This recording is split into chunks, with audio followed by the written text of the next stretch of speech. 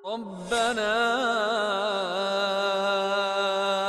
آتنا في الدنيا حسنة وفي الآخرة حسنة وقنا عذاب النار.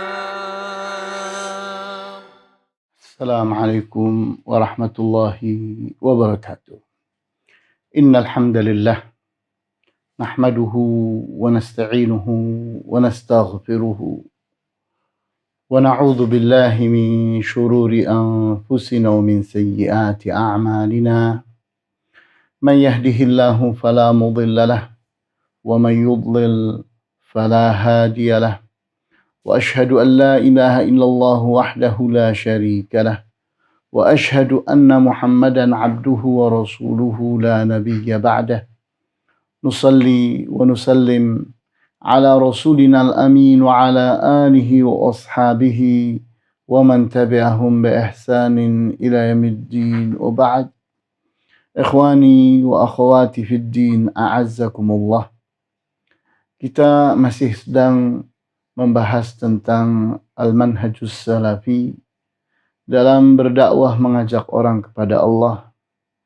Dan kita masih sedang berada pada sesi yang ke-13, bagian yang kedua, di mana pada kesempatan yang lalu, di bagian yang pertama, kita telah membahas tentang pentingnya memperhatikan al-mad'u ilaihi. Al-mad'u ilaihi, yang artinya apa yang orang diajak kepadanya. Kita mengajak orang kepada Islam, kita mengajak orang kepada kebenaran, kita mengajak orang kepada Allah, kita mengajak orang kepada at-tauhid, kita mengajak orang kepada ibadah hanya kepada Allah semata-mata. Nah, ini adalah sesuatu yang disebut dengan al-mad'u ilaihi. Nah, di saat kita berdakwah mengajak orang kepada sesuatu, maka prinsipnya adalah ad-da'watu ilal ahammi fal ahammu wa ahammuhat tauhid. Di mana dakwah kita itu haruslah mengajak orang kepada sesuatu yang lebih penting.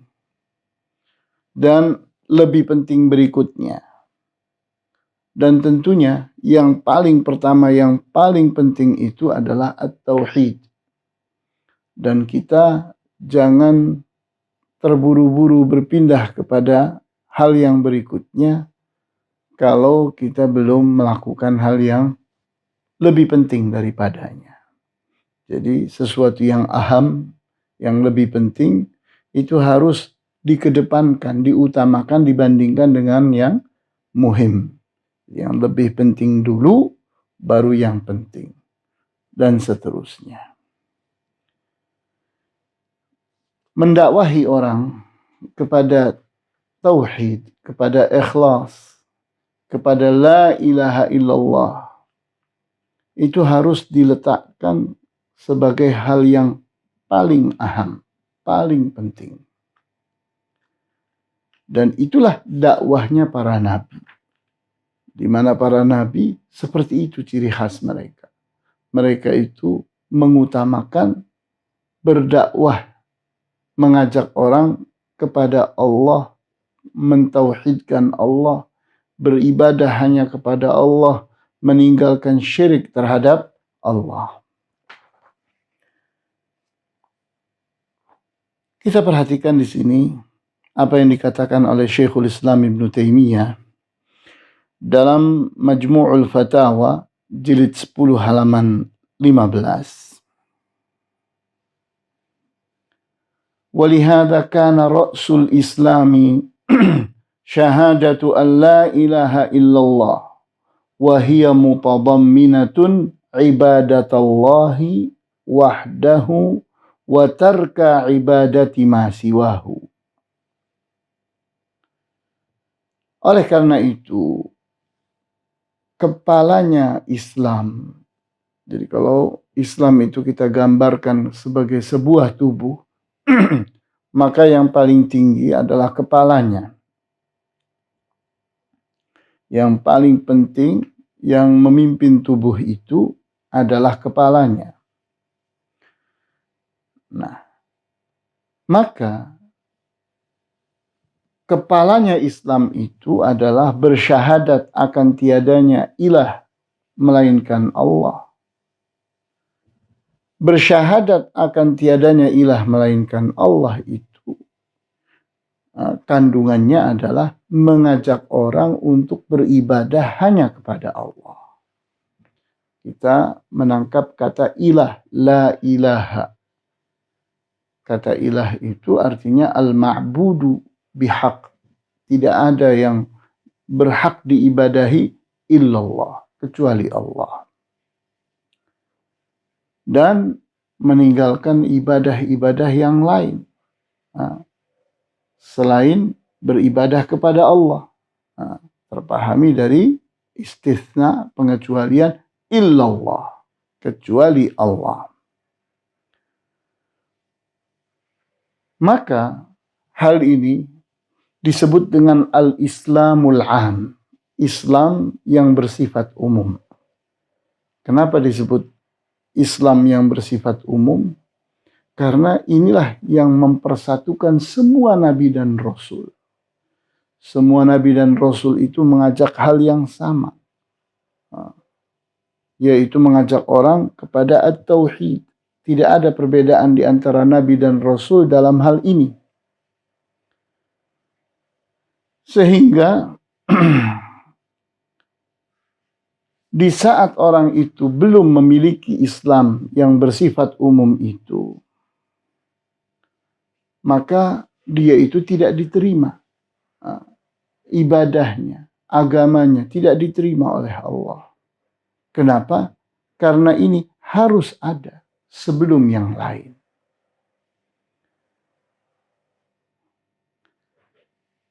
Kita perhatikan dalam hadis yang sahih diriwayatkan oleh Al-Bukhari dari Abdullah bin Abbas radhiyallahu anhuma. Beliau menceritakan bagaimana saat Rasulullah SAW mengutus Mu'adz bin Jabal ke Yaman. Beliau katakan, innaka ta'ti qauman min ahlil kitabi, falyakun awwala ma tad'uuhum ilaihi syahadata an la ilaha illallah.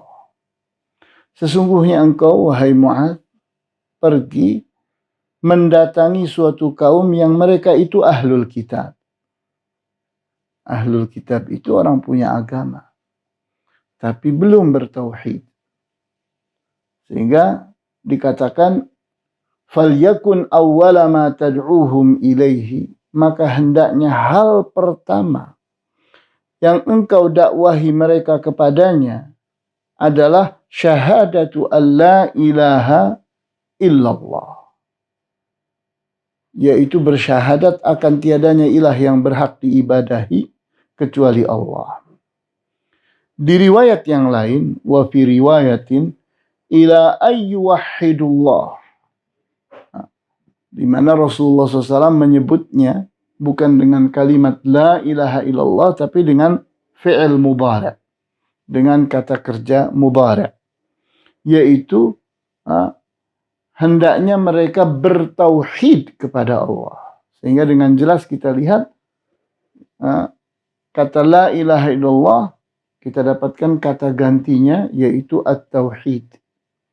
Sehingga apa yang dimaksud oleh Rasulullah SAW saat menyebutkan la ilaha illallah adalah ini, mengajak mereka untuk bertauhid.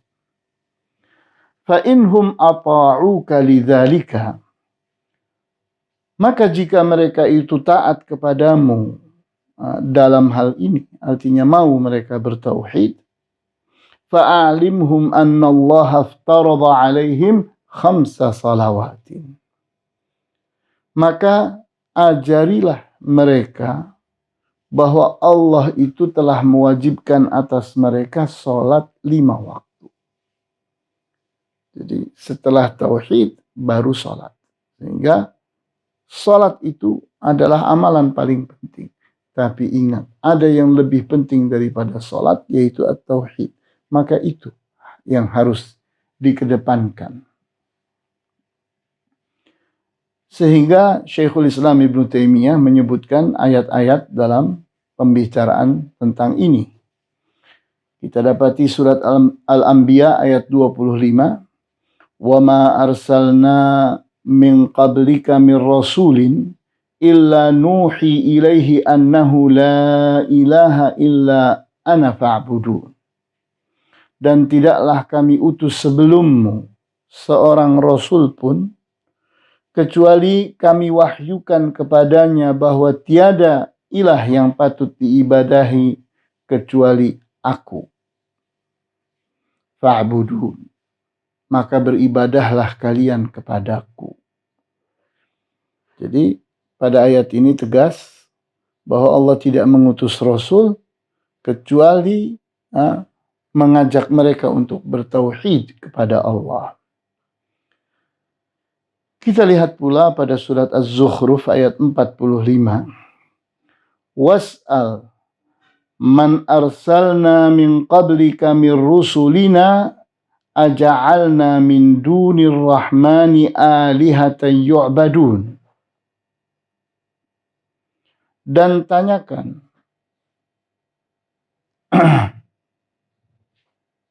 kepada orang-orang yang kami utus sebelummu, mereka berupa para rasul, para utusan-utusan.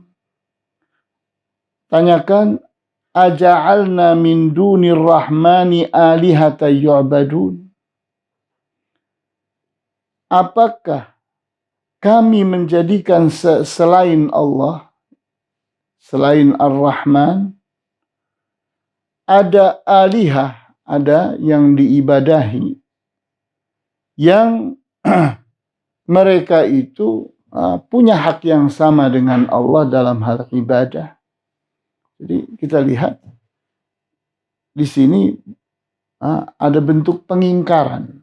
Allah Subhanahu wa taala sedang mengingkari bahwa tidak ada utusanku yang menyepelekan hal ini. Semua mereka itu sama, mengurusi ibadah-ibadah mereka kepada selain Allah. Sehingga mereka benar-benar hanya beribadah kepada Allah. Sehingga inilah at-tauhid yang harus diletakkan paling depan, paling utama. Kemudian dari ayat ini kita lihat bahwa semua rasul itu sama. Sehingga Allah nafikan, Allah tolak yang tidak seperti itu. Semua mereka itu membuka, mengawali dakwah mereka itu dengan prinsip ini. Dengan at-tauhid. Kita pun melihat bagaimana dicontohkan di dalam Al-Quranul Karim. Ungkapan yang sama diucapkan oleh Nabi Nuh, Nabi Hud, Nabi Saleh, Nabi Syuaib. Dikatakan kepada kaumnya, wahai kaumku, u'budullaha ma lakum min ilahin ghairuhu. Beribadahlah kalian kepada Allah dan tidak ada untuk kalian ilah yang berhak diibadahi selainnya, selain Allah. Kita lihat bagaimana Nabi Nuh alaihi salam berdakwah sampai 950 tahun. Sebuah dakwah yang sangat sungguh-sungguh, sangat serius. Tidak ada di antara kita yang punya umur itu. Ternyata sepanjang 950 tahun itu, ini fokusnya. Ini fokusnya. Jadi kalau ini disalahkan, maka manusia yang paling salah adalah Nabi Nuh alaihissalam. 950 tahun berfokus kepada la ilaha illallah, kepada at-tauhid.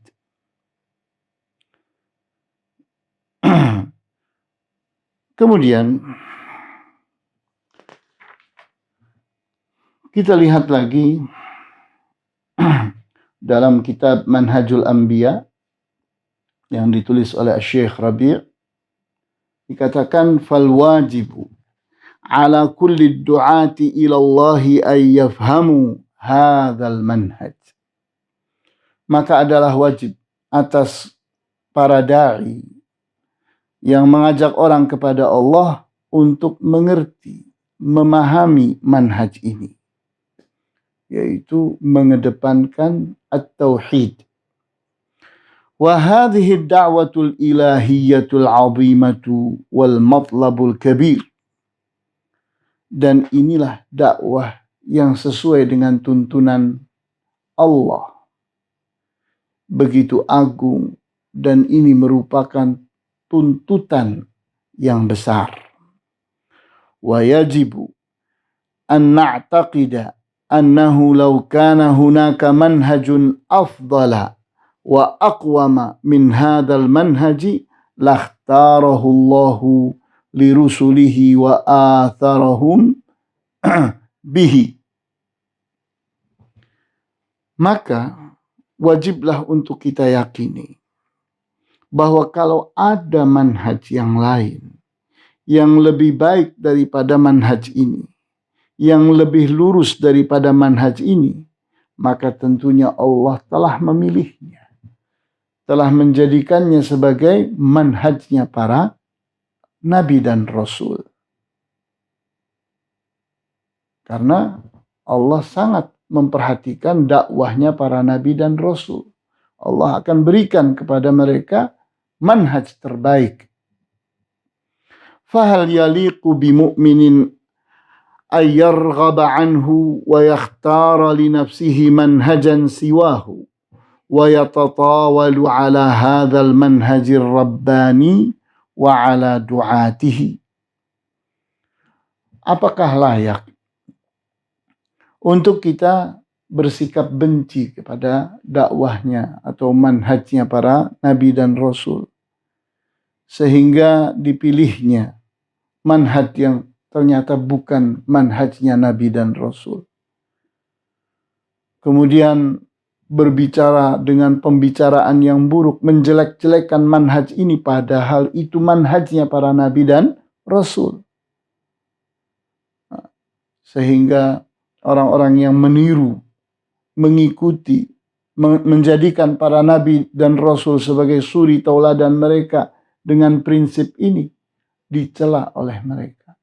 Ini sebuah kesalahan. Kemudian tadi pada kitab Manhajul Anbiya, Syekh Rabi' itu pada halaman 54. Kemudian Al-Allamah Shalih Al-Fauzan hafizahullah, beliau berkata,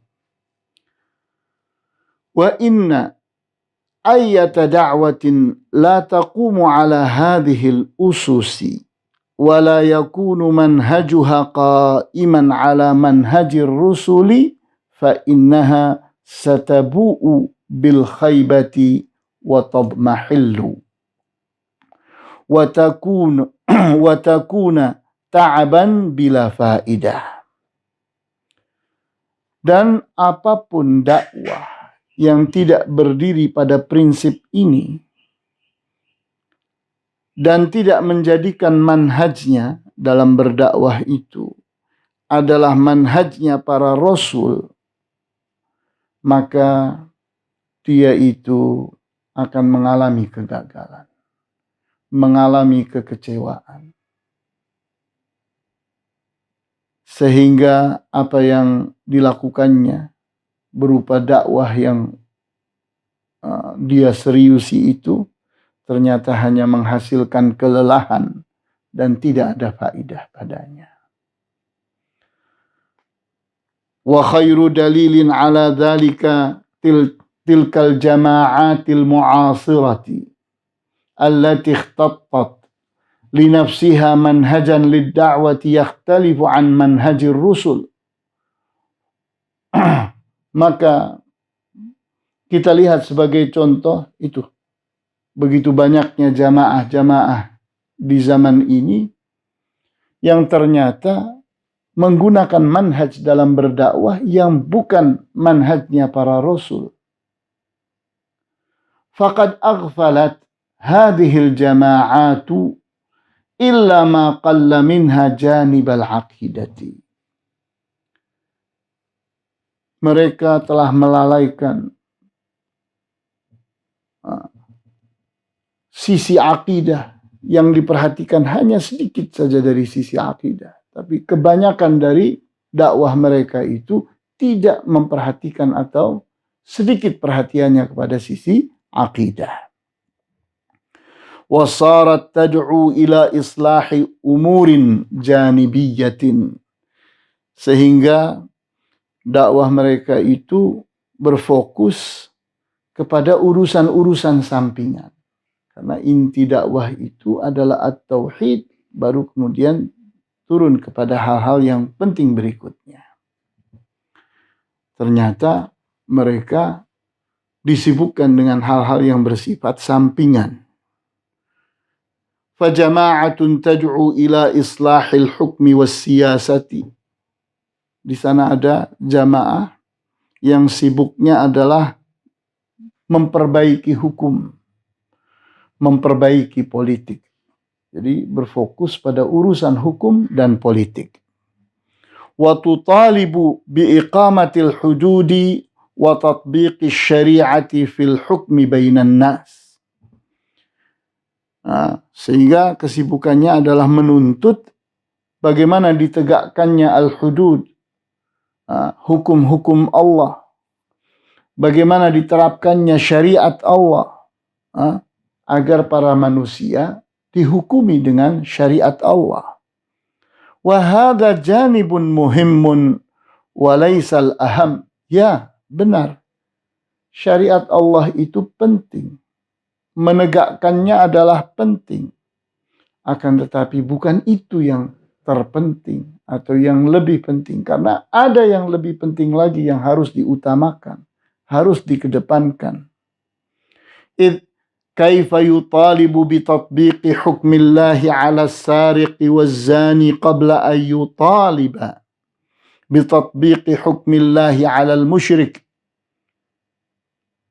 Logikanya, bagaimana dia itu menuntut agar diterapkan hukum Allah terhadap pencuri dan pezina, padahal dia sendiri tidak menuntut hukum Allah kepada orang musyrik. Ini harus dikedepankan. Seorang musyrik itu menzalimi Allah. Sedangkan orang yang berbuat maksiat itu menzalimi dirinya sendiri dan menzalimi manusia. Mana yang haknya lebih harus diperhatikan. Kaifa yutalibu bi tatbiqi hukmillahi bainal mutakhasimin fi syati wal ba'ir qabla an yutaliba bi tatbiqi hukmillahi ala ubbadil awthan wal quburi wa ala alladhina yulhiduna fi asma'illahi wa sifatihi fayu'attilunaha 'an madlulatiha wa yuharrifuna kalimatiha. Bagaimana mereka itu menuntut agar diterapkan hukum Allah di antara orang-orang yang bertikai dalam hal kambing dan onta, sebelum dia sendiri menuntut untuk diterapkannya hukum Allah terhadap para penyembah berhala, para penyembah kuburan, pada orang-orang yang menyimpang dalam hal asma Allah dan sifat-sifatnya. Sehingga mereka menelantarkan nama dan sifat Allah dan menganggapnya tidak bermakna atau memiliki makna yang salah. Maka kita lihat bahwa ini adalah sikap yang salah. Meninggalkan al-aham dan memperhatikan al-muhim. Ini penting, tapi ditinggalkannya yang lebih penting. Ini bisa dibaca pada kitab Manhajul Anbiya halaman 9. Kita perhatikan bagaimana Nabi Yusuf dan Nabi Musa alaihissalam dijadikan sebagai contoh bagi kita. Nabi Yusuf alaihissalam diceritakan dalam satu surat lengkap, surat Yusuf. Bagaimana beliau hidup sampai hidup di dalam istana. Kemudian dipenjara di dalam istana. Didapatinya banyak hal yang merupakan keburukan-keburukan di tengah istana itu. Dalam hal kemanusiaan, dalam hal hukum-hukum Allah. Mereka berbuat dosa, berbuat hal yang haram, berbuat maksiat, dan seterusnya. Banyak kezaliman mereka lakukan. Dalam waktu yang sama, mereka menyembah berhala. Mereka menyembah bintang. Dan banyak lagi perbuatan-perbuatan syirik yang lain. Maka apa yang dilakukan oleh Nabi Yusuf alaihissalam? Apakah ingin menjadi raja? Ingin berkuasa? Merebut kekuasaan? Tidak. Justru yang beliau katakan saat beliau berdakwah, termaktub dalam surat Yusuf ayat 38, "Wattaba'tu millata abai Ibrahima wa Ishaqa wa Yaquba ma kana lana an nusyrika billahi min syai'."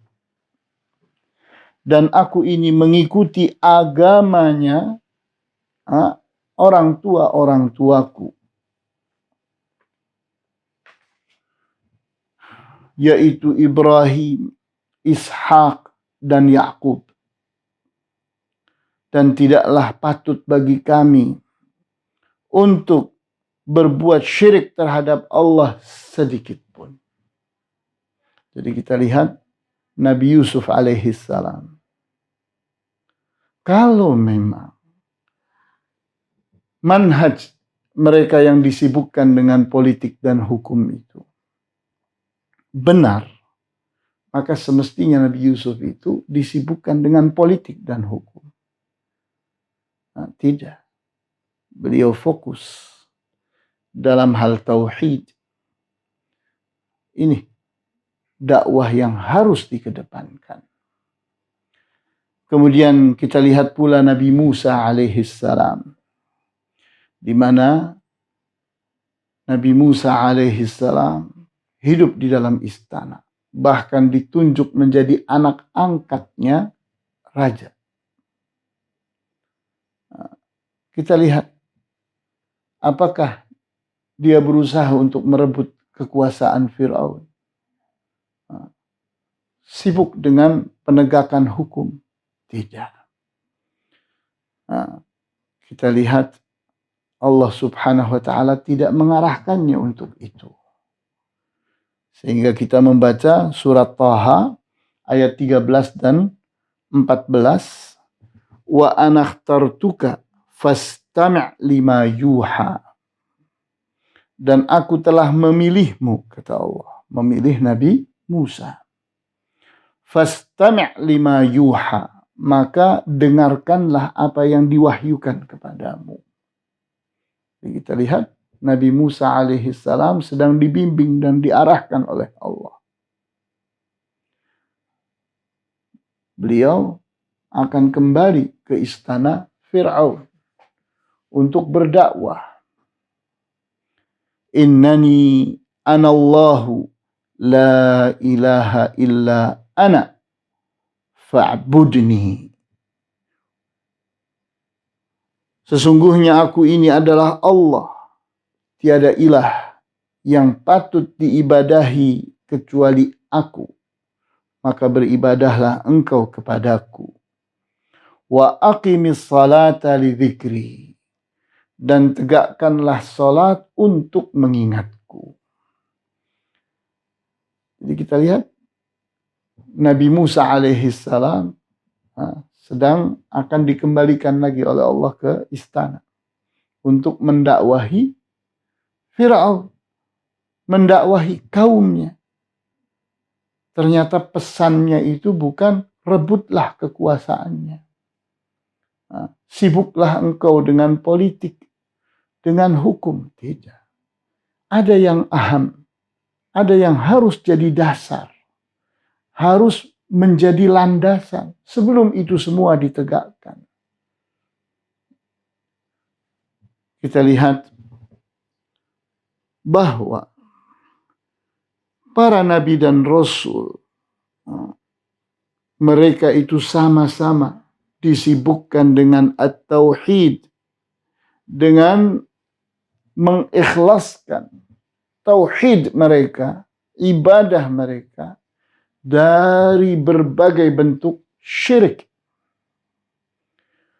Sehingga mereka disibukkan dengan itu. Terus semua bentuk-bentuk syirik yang besar ataupun yang kecil, itu semua jadi kesibukan mereka untuk dibersihkan, untuk disingkirkan. Sehingga tauhid itu menjadi benar-benar bersih, murni.